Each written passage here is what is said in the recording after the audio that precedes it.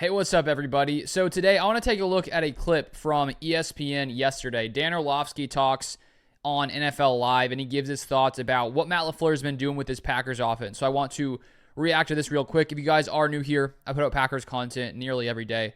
So if you are into that kind of thing, feel free to subscribe. Here we go now. A little bit more about Jordan Love. Okay, so we saw him out at practice today. Bad weather out there, by the way, but he said he sees a realistic chance he can play Sunday in a huge game against the Lions, despite the fact that he didn't practice Wednesday. He didn't do much today, but Adam's saying it's trending toward him possibly playing, dealing with that groin injury. The Packers can still have confidence if they don't have Jordan Love, though, or even if he's not 100%. In 2 starts with Malik Willis under center, Green Bay went 2-0. They were still able to average 23 points per game, nearly the same amount of yards while turning the ball over less, actually. Despite having to use multiple quarterbacks, the Packers top 10 in the NFL in points, yards per play, total QBR. Dan, you said Matt LaFleur might be the coach of the year. How have they been able to do this? Well, they mastered a formation known as 4-by-1. I think a lot of teams in the NFL are using it. Yeah. It's a trend this year. I think Green Bay does it the best. Number one, it gives them a numbers advantage consistently. 2, it creates space for them. 4-by-1, 4 people to the top of the formation.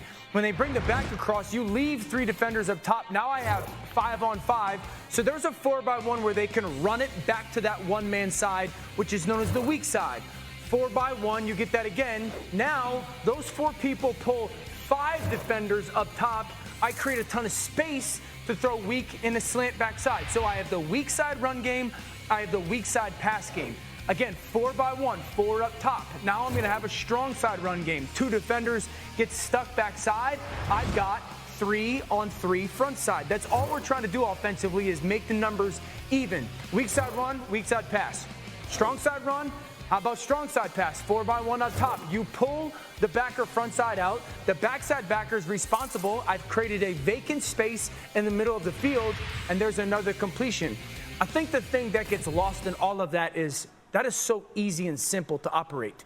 It is all about numbers. They create a numbers advantage, basic run. They create a numbers advantage, basic pass. They created a numbers advantage, basic run. They created a numbers advantage, basic pass. There's no trends, there's no tendencies, there's no tells, and it gets everybody in their offense involved. It's very simple to operate. Is that why it's been so easy for Malik Willis to just come right in? I think it's a massive reason why, outside of obviously good run game and whatnot, but that stuff is so simple to execute both as the quarterback and the auxiliary pieces. And he was talking with Laura Rutledge as well there on NFL Live. So I enjoy listening to Dan Orlovsky explain things, even though he is a former Lions player and the Packers are playing the Lions this Sunday, which I broke down yesterday on this channel. But he makes some very good points. And I think the thing with Matt LaFleur is that he's shown over the past few seasons, I mean, since he came into Green Bay, he's led the Packers to be successful majority of the time.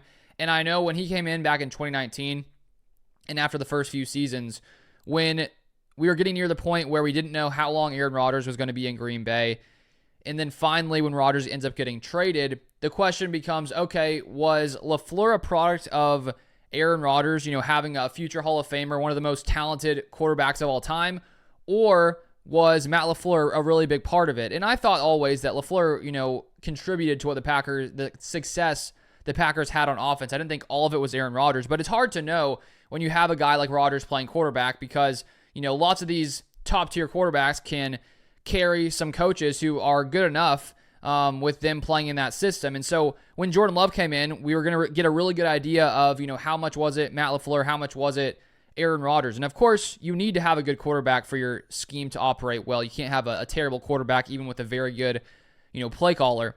But Matt LaFleur has shown with Aaron Rodgers, with Jordan Love, and then I think the biggest thing now is with what he's done with Malik Willis. That just sort of took Matt LaFleur, in my mind, as a play caller over the top because Love is clearly very talented, and LaFleur was really able to get that scheme going with Jordan Love, his scheme going. Jordan Love had years to learn it behind Aaron Rodgers, and so when he came in, he'd already had, basically 3 seasons learning Matt LaFleur's scheme behind the scenes, and then he went out, struggled a little bit early on, and then at the end of last season ended up playing at a much higher level.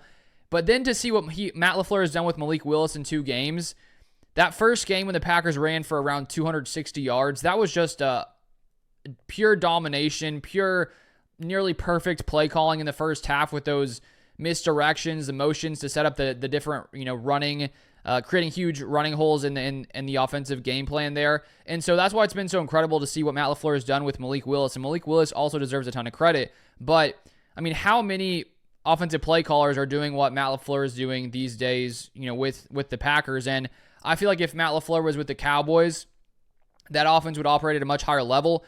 You have schemes like LaFleur's where it just creates so much separation with the receivers where he's able to scheme guys open. He's able to, create confusion on the offensive side of the ball. In that first game against the, with Malik Willis playing, the defense knew the Packers were going to run the ball consistently. They had to know that was going to be the plan because Jordan Love was down, and they still weren't able to stop it because Matt LaFleur would do, before the play, it would just look so similar to the different plays he ran, so they couldn't tell where the ball was going. And so that's been a great thing to see with Matt LaFleur and this Packers offense. And so we'll see if it's Jordan Love or Malik Willis coming up on Sunday. Hopefully Jordan Love is healthy and ready to go. But it's going to be interesting to see. And I, as I said, always enjoy listening to what Dan Orlovsky said. He made some good points there.